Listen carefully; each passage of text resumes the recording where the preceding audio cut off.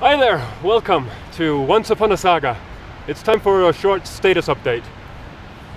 That over there is a waterfall. That's effectively water falling.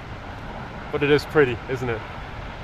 We have reached 106 countries, and that means that we are in the wonderful kingdom of Lesotho, high up in the mountains right now, which is why I'm wearing my jacket and something to warm up my head, which is slowly getting more and more bald. I thought I would update you by saying that when we started this project it was a country project, but that flipped over pretty quick.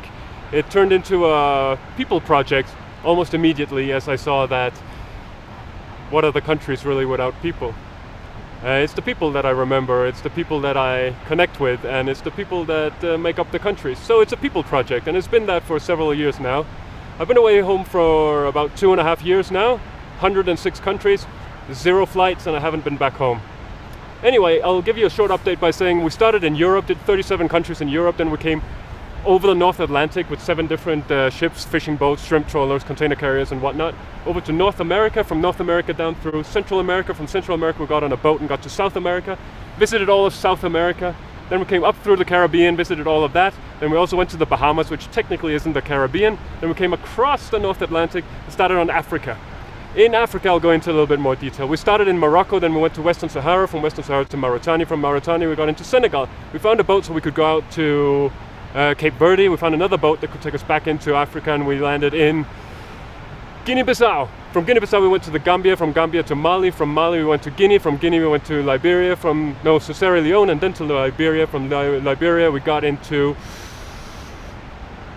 the Ivory Coast and then Ghana, and from Ghana to Togo, from Togo to Burkina Faso, from Burkina Faso to Niger, from Niger into Benin, from Benin to Nigeria, from Nigeria into Cameroon. Then in Cameroon we went up to Chad, then we came back to Cameroon, then we went into the Central African Republic, went back to Cameroon, then we went down to Gabon. From Gabon we couldn't find a boat to Sao Tome, so we continued down to Congo, Brazzaville, to see if we could cross the Congo River to get to Congo DRC and make 99 countries within 2 years.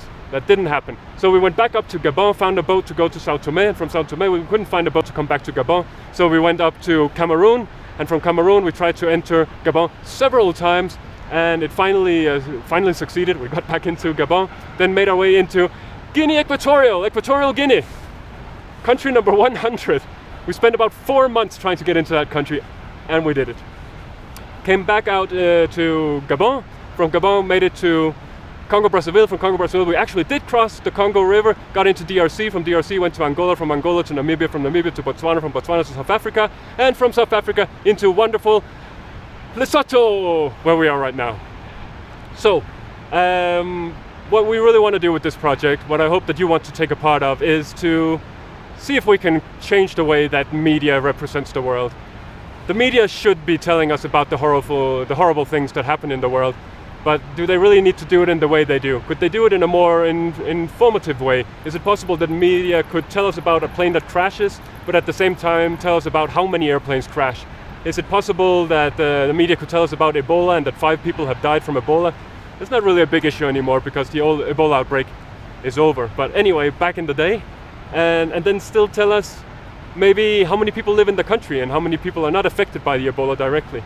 Or could they tell us about Boko Haram in Nigeria and at the same time tell us that there are 200 million people in Nigeria and most of those people never have anything to do with Boko Haram, they only read about it in the news. Stuff like that. You do know that the vast majority of all airplanes, they take off and they land again. And then some of them they crash. It's not a lot of them, but some of them they crash. The only thing we really report on are the airplanes that crash. But in those reports we could also talk a little bit about how many airplanes do actually take off, so that we get this a different view of the world. The world is definitely a lot better than what we give it credit for. And that's mainly what this project is about. Once Upon a Saga, take good care. Thank you for listening. Bye bye.